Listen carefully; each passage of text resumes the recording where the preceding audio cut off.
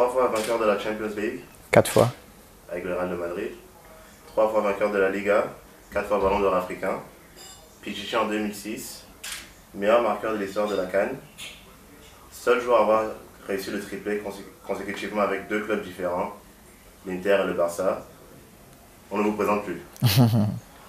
Premièrement, c'est un plaisir, un honneur d'être ici avec vous aujourd'hui, de nous avoir accordé cette interview. Comment allez-vous? Très bien, très bien. Votre blessure, ça va? Ça va, ça va. Ça ira par la grâce de Dieu. On a juste quelques questions à vous poser sur votre passé, comment vous en arrivez là. Je vais commencer avec votre départ. Samuel Eto'o, le joueur de foot, tout le monde le connaît, mais ça vient d'où? Le talent, le travail, qu'est-ce qui fait de vous aujourd'hui le joueur que vous êtes? Les deux, je dirais. Les deux. Mais si j'étais entraîneur, j'aurais préféré un joueur moyen avec beaucoup de volonté, je dirais. Beaucoup de volonté parce que les joueurs, généralement les joueurs qui ont beaucoup de talent ne sont pas des grands bosseurs. Et ceux qui ont réussi avec beaucoup de talent, ils sont pas nombreux. Ils sont pas nombreux, on peut les compter. Hein. Et je vous le dis pourquoi, parce que j'ai vu des joueurs comme Ronaldinho, qui avait un talent incroyable, et je me pose toujours la question pourquoi il n'est pas resté plusieurs années en Europe. C'est vrai, il est resté quoi, maximum 5-6 ans, mais il aurait pu rester 10 voire même 12 ans. Effectivement. Mais Samuel Eto'o jeune, les sorties, parce que le travail c'est avec la discipline. Donc quand vous étiez jeune, les sorties, les distractions, non?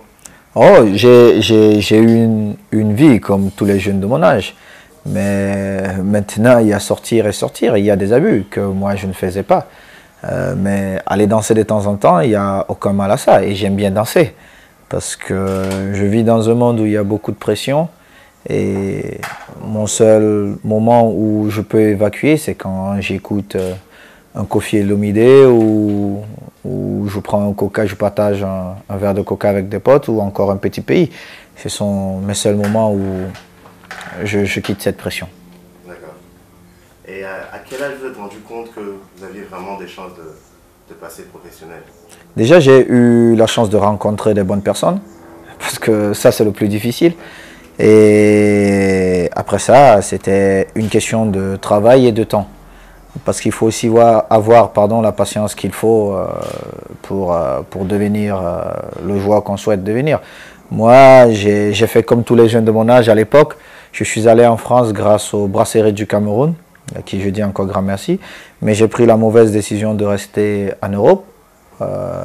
Vous savez, on vit déjà dans une prison. Donc quand on a la chance de sortir de cette prison-là parce qu'on a un visa, alors on est tenté. Et j'ai été tenté. Je suis resté là-bas, je crois, pendant 7-8 mois. Et un soir, j'ai dit à ma grande sœur, je ne peux plus rester ici. C'est impossible pour moi. Je ne vais pas à l'école, je ne m'amuse pas, je ne fais rien. Donc, et en plus, il fait froid dans votre pays. Et c'est comme ça que je parlais. Donc, je suis rentré chez nous au Cameroun et je suis reparti. Et le lendemain de mon arrivée, je suis tombé sur le coach Kaham, qui m'a présenté ton papa. Et voilà où mon rêve a pris un sens. Mon rêve est devenu, je dirais, une réalité parce que avec ton papa, j'avais déjà le calme nécessaire pour pouvoir jouer. Je n'avais plus besoin d'être pressé d'aller en Europe. Je savais que ton papa pouvait m'envoyer en Europe à n'importe quel moment. D'ailleurs, 3 mois plus tard, il m'a offert un voyage en Europe. Et de l'autre côté, je n'avais pas de problème financier parce que ton papa pouvait m'aider comme je voulais. Donc, j'avais juste à penser à prendre du plaisir et à en donner. Et quand vous n'avez pas toutes ces pressions, je pense vous pouvez tout faire. Et j'ai travaillé. C'est vrai, quand nous sommes arrivés à la KG Sport Academy, ce n'était pas encore tout le beau centre que vous connaissez aujourd'hui. On a tout fait, on a construit, on a galéré, on a eu des problèmes d'eau, tout, mais c'est ce qui rendait encore ce centre plus beau. C'était vraiment une famille, on était contents de vivre ensemble et à chaque fois que le président arrivait, on était contents de de partager un moment avec lui, même si on le trouvait parfois sévère, certains d'entre nous, moi aussi à un moment donné, mais j'avais une relation privilégiée avec, et je comprenais parfois quand il prenait des décisions difficiles à accepter. Et je savais où il voulait aller, où il voulait surtout nous amener, parce que c'était pour nous, hein, c'était pas pour lui. C'était plus pour nous qu'autre chose. Bon, certains se sont désistés et aujourd'hui, moi, j'ai eu la chance d'être là et d'autres sont sortis. Mais c'est vrai, ils ne sont pas peut-être arrivés à mon niveau, mais... Effectivement, personne n'arrive à votre niveau et ça, tout le monde le sait. Pas seulement au Cameroun, mais en Afrique. Et en parlant du centre, le centre, vous êtes très redevable aussi, parce que quand vous allez à KS aujourd'hui, tous les enfants qui sont là-bas voulaient être quoi? Le prochain Samuel Eto'o. C'est pas le prochain autre joueur. Donc tout le monde là-bas vous est redevable. Et ça fait vraiment plaisir de vous entendre parler du centre encore comme ça aujourd'hui. Donc, mais vraiment ma question c'était, quand vous rêviez au Cameroun, vous rêviez d'être professionnel, vous rêviez à qui, vous rêviez à quoi? Quel était votre plafond? Mon plus beau rêve était de ressembler quelque part à Roger Mila. Roger Mila, c'était l'idéal pour nous. Et c'est l'idéal pour nous. Parce que même aujourd'hui, je continue à rêver. Je veux devenir Roger Mila. Parce que Roger Mila nous a permis de croire en quelque chose. Et ça, c'était le plus difficile. Il fallait que quelqu'un le fasse. Et moi, celui que j'ai connu, c'est Roger Mila. Et c'était mon plus beau rêve, de ressembler à Roger Mila. Mais pour que ce rêve devienne réalité, il y a des personnes importantes qu'il faut connaître. Et après, il y a beaucoup de sacrifices à faire. Il y a beaucoup de choses qu'on doit accepter. Et surtout, il y a un travail qu'il faut faire qui est énorme. Il est plus facile de devenir un médecin qu'un footballeur. Un footballeur, vous pouvez être 15, très bons, 4 doivent aller sur le banc. Pourtant, vous êtes tous forts. Par contre, si vous êtes des médecins, vous êtes 10, tous vous pouvez devenir médecin. Personne ne sera sur le banc de touche. Donc, il est plus facile de devenir médecin ou autre chose que footballeur professionnel. Footballeur professionnel, il faut vraiment beaucoup de talent, beaucoup de travail, mais beaucoup de travail. Un peu de chance. La chance, je dis, le travail, c'est la chance. Effectivement. Créer sa propre chance. Tout à fait. Mais vous nous parlez de travail, d'adversité, de sacrifice. Vous avez passé des moments durs dans votre carrière. On parle de l'épisode du PSG, vous n'avez pas pris. Real, un peu sur le banc. Comment vous un peu, non, beaucoup. Beaucoup sur le banc. Comment vous rebondissez de ces échecs? Qu'est-ce qui vous permet de continuer à Mon rêve. courir derrière vos rêves? Mon rêve. J'avais un rêve. Le problème, c'est pas... Il faut toujours vous dire, de toute façon, quand je suis parti du Cameroun, et je me rappelle encore ce jour, ton papa me disait, c'est pas facile là-bas, mais moi, je te fais confiance. Et j'ai pas trop parlé parce que j'étais intimidé et je me sentais... J'avais beaucoup de responsabilités vis-à-vis de lui, vis-à-vis de tous les gamins qui étaient au centre. J'étais vraiment le premier joueur à sortir du centre et aller regarder ailleurs comment ça allait se passer. C'était une grande responsabilité. Mais de l'autre côté, je savais que j'avais beaucoup de talent et j'étais prêt à me sacrifier pour devenir footballeur. Alors, il fallait peut-être que je connaisse peut-être la malchance. Mais la malchance, c'est quoi? C'est que je ne travaille pas.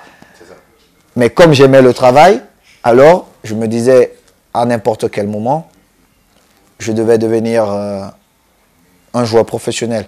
Je ne me disais pas, je ne croyais pas peut-être que je pouvais devenir à un moment donné ou que les gens pouvaient me voir comme un joueur unique. Mais je me disais, j'ai beaucoup de chance de devenir joueur professionnel. Et le lendemain de mon arrivée au Real Madrid, quand Capello m'a appelé dans son bureau pour me parler, j'étais vraiment con. Là, je me suis dit, peu importe, qu'il pleuve, qu'il neige, je serai ce joueur-là. Vous rêviez des 4 Champions League, vous en aviez... Je rêvais déjà de devenir footballeur professionnel. Et ça, c'est compliqué déjà, devenir footballeur professionnel. Et après, quand vous êtes là, vous avez l'opportunité, vous vous dites, bon, maintenant, je vais chercher ceci, je vais chercher cela. Mais le plus important déjà, c'est d'être footballeur professionnel. Parce que si vous n'êtes pas ce footballeur, vous ne pouvez pas rêver de gagner tous ces titres. D'accord.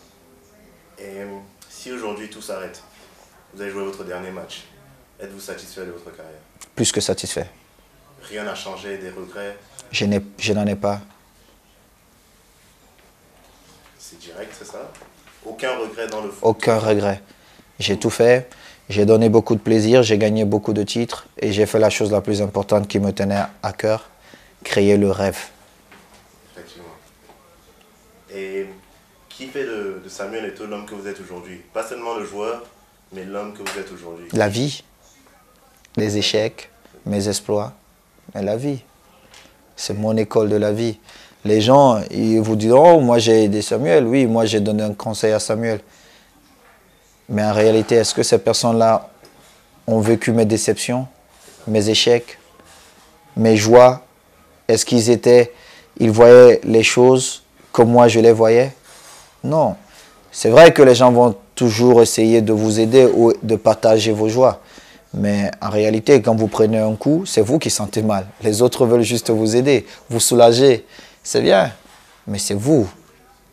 Vous vous dites, j'ai vraiment très mal. Vous supportez, vous pleurez peut-être intérieurement. Et ça, j'ai connu ça. Quand je ne jouais pas, quand j'ai été blessé, quand j'ai été humilié. Mais les gens ne voient que le côté parfois. Il a gagné beaucoup d'argent ou il gagne beaucoup d'argent. Mais les gens ont ce côté simple de relativiser sur tout ce que vous avez fait. Mais rien n'est facile, rien n'est donné. Et je leur dirais, celui qui pense qu'il va devenir footballeur et gagner beaucoup trop d'argent, il a menti.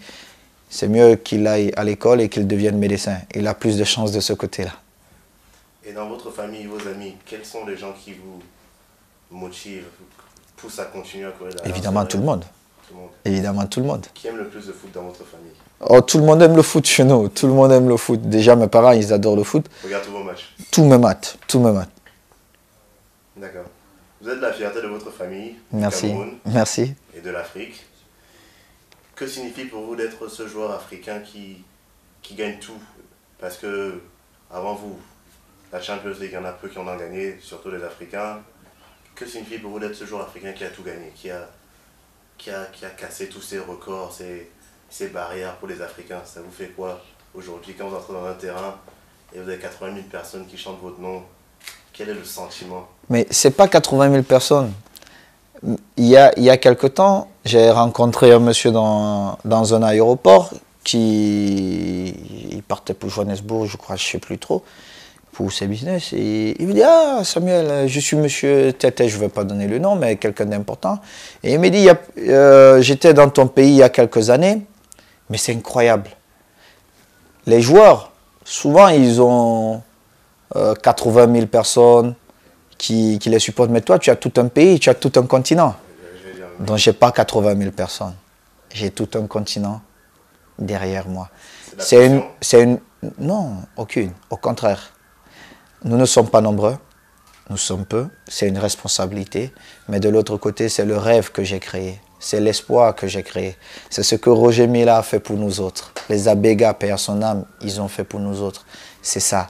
Donc, si j'arrêtais ma carrière aujourd'hui, je ne peux pas... Non, je ne me retire pas de ça parce que les enfants qui sont nés hier, qui naissent aujourd'hui, ils connaîtront toujours Samuel Eto'o. Ceux qui viendront peut-être dans 10 ans, on leur parlera de Samuel Eto'o. Ils ne verront pas peut-être les exploits de Samuel Eto'o, mais j'aurais créé ce rêve.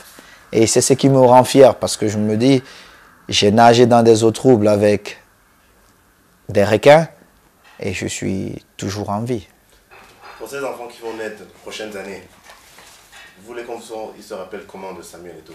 Qu'est-ce que Mohamed Ali, vous comparez à qui? Je ne me compare pas aux autres. Juste un jeune Africain qui a un jour pensé que par son travail, on pouvait respecter son continent. C'est ça qu'il faut retirer de Samuel Eto'o? C'est tout. Le travail paye. Le travail. Je crois que c'est tout. J'ai mes 10 questions. Je vous remercie de l'avoir fait. De rien. Et j'espère que ça va être un message d'inspiration pour les jeunes Camerounais. J'espère. Les jeunes Africains. J'espère. Bientôt on aura un prochain 4 fois Ballon d'Afrique. Ballon d'or africain. S'il fait 4 fois, il n'aura rien battu. 5 fois. 5 fois, alors il aura battu un record. Tout à fait. Peut-être 6 parce que je risque de gagner mon 5e. Ah oui. Trophée là. Si vous gagnez avec le Champions League et le Que Dieu championnat. nous entende déjà. La boucle est bouclée, Ah non, ça continue. j'ai encore beaucoup de plaisir à prendre dans les stades de football.